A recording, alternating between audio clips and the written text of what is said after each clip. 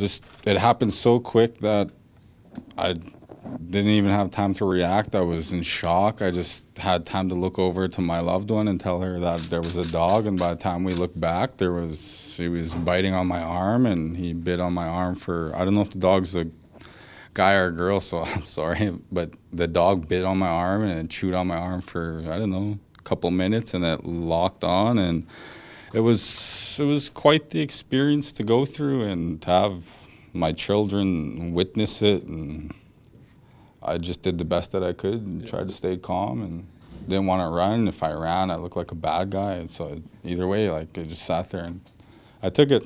I don't know.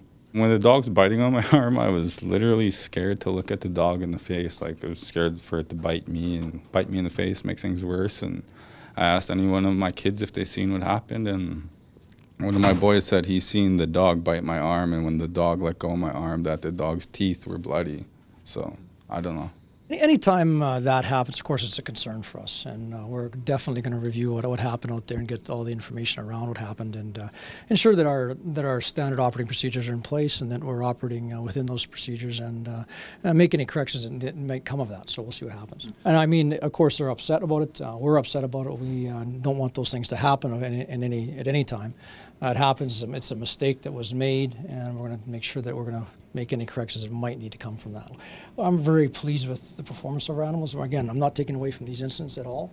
They're serious. We don't want it to happen, and we're going to take every step we can to correct anything that we can correct and go forward from there.